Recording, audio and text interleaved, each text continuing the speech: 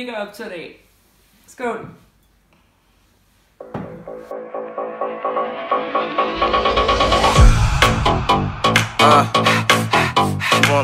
She want me bad, you know.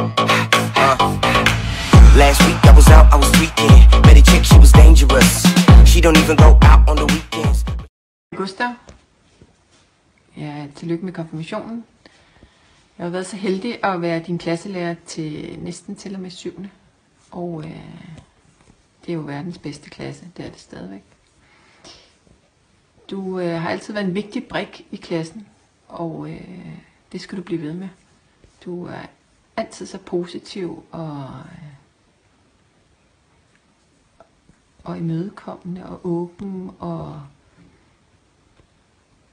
bare en ganske rigtig dejlig dreng.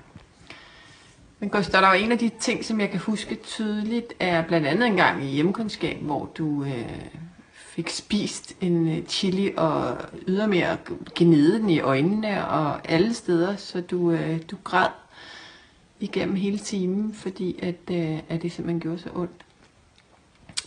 Så vi har også så mange minder, masser af minder fra Ganløse ture, hytteture, lejrskoler og noget.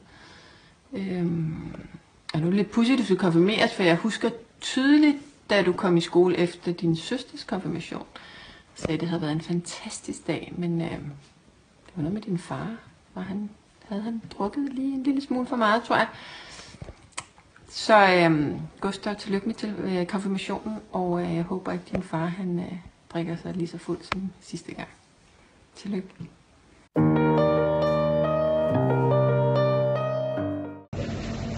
Stort tillykke med dagen, Bulle. Jeg håber, den bliver helt fantastisk. Det bliver sjovt og farligt.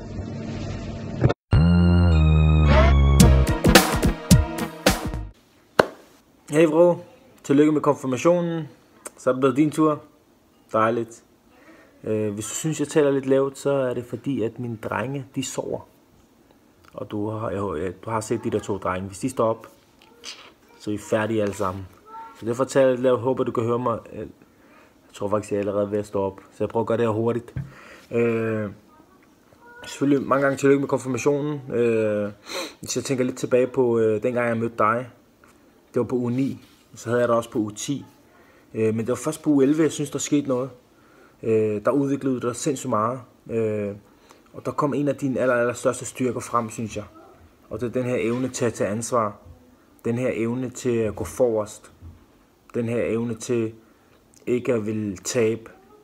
Den her ledertype, der var gemt i dig. Det var også derfor, du blev anfører.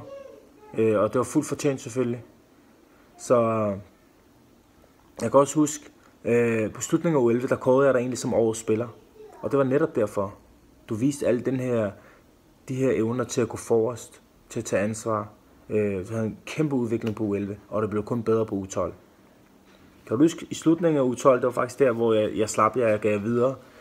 Det var ikke nemt, men jeg var nødt til det jo. Der kan jeg huske, at jeg gav dig noget til afslutningen. I fik alle sammen en gave, og du fik også en gave. Jeg håber, du kan huske, hvad det var. Kan du det? Du har det også stadig, ikke? Det var et viskelæder, lige præcis. Og det var der en årsag til, at du fik. Og det var netop fordi, at du elskede jo at gå forrest og tage ansvar. Og du kunne ikke lide, når holdet tabte. Du kunne heller ikke lide, når du selv lavede fejl. Og det jeg prøver at give dig, eller fortælle dig med det her viskelæder, det er, at det er normalt at lave fejl. Men det handler om at viske tavlen ren og komme videre efter fejl. Og det håber jeg, at du stadig kan huske. Meget kort, så vil jeg gerne fortælle dig, apropos det her med fejl, og apropos det her med at tage ansvar, som er din helt store styrke, som jeg beundrer meget. Jeg vil fortælle dig en kort historie om min bedstefar, hvad han altid fortalte mig. Han sagde til mig, man skal aldrig nogensinde prøve at være fejlfri. Fejlfri findes ikke. Og den dag, du prøver at være fejlfri, så er det fordi, du ikke har taget nogen chancer. Og det er chancer, der gør en til en vinder. Chances makes champions, sagde han.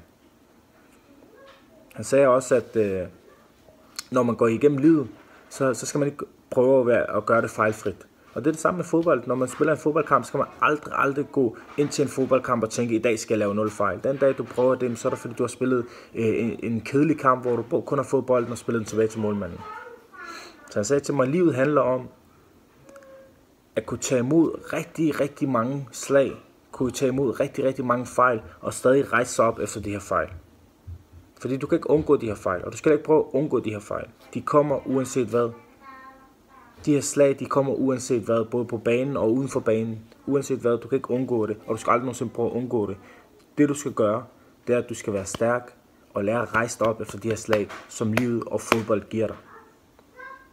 Så det er en vigtig detalje, som jeg gerne vil give dig med herfra. Og det håber jeg, at du kan tage med og huske.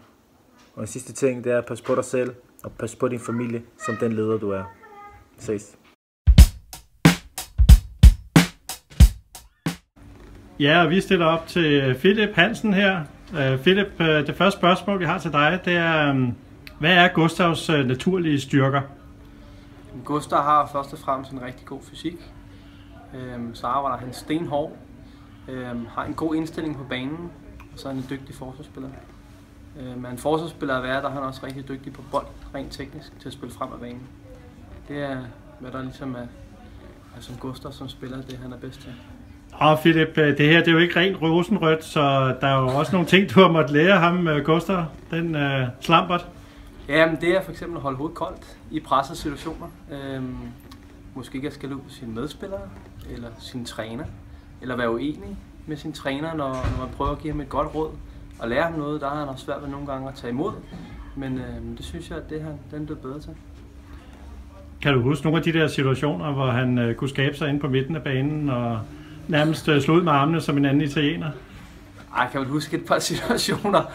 Vi havde en situation i Jylland på et tidspunkt, hvor at modstanderne de 3 gange i streg inden for 5 minutter løb igennem os, hvor Gustav ikke fik taklet. Hvor at, jeg råbte til ham, Gustav, nu skal du serve igennem. Hvor han vendte sig om og råbte, ved et eller andet. Jeg kan så han råbte et eller andet på en protest over, at han måske har lavet et par kikser. Så må vi nødt til at tage ham ud og lige fortælle ham, hvordan man er over for sine træner og sine holdkammerater. Sådan. Nå, men vi vender tilbage til noget af det lidt mere positive oven på den her svale.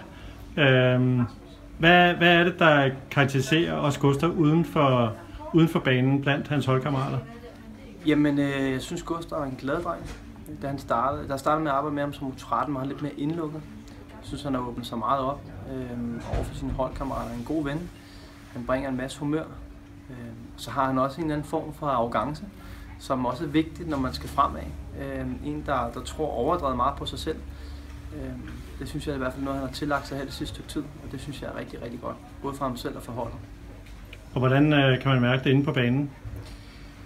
Jamen, du kan mærke det, nu har han været væk lang tid, skal jeg så lige sige, og han er kommet stærkt igen her det sidste stykke tid.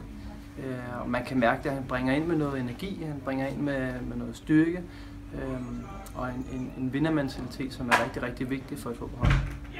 Hvis nu Gustav han var en af de der store stjerner, hvilken type spiller vil du sammenligne ham med? Høj, lige på falderæber skulle komme med det. Så vil jeg sige, lige hurtigt skulle sige, så vil jeg sige Schweinsteiger. Sådan. Tusind tak, Philip. På sin gode dag. Tusind tak, Philip, og tusind tak for alt det, du har gjort for både Gustav og det, du nu gør for Ludvig. Tak skal du have. Og vi får også et lille klip herover til assistenttræneren, som vi ikke skal klippe. Har du en lille hilsen til Gustav? Stort tillykke, og held og lykke.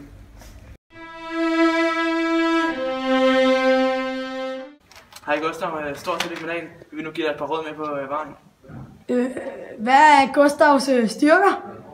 Det er en mod en defensivt, og hans lange balls, og han har meget power på banen, og langskud er også en speciale. Hvad er så hans svagheder? Jamen, bror han skal blive bedre til, hvis han laver en fejl, og så kommer op med hovedstav og bliver sur på sig selv. Og hvad betyder Gustav på uden for banen? Jamen Gustav, han er en glad person. Han tilbryder rigtig meget glæde, og når man ser ham smile, han sidder lidt smil, så bliver man selv helt glad, og så spiller man bedre, når man er glad. Og han har nogle gode røvehistorier. Ja, det må man sige. Og han Cut! She want me.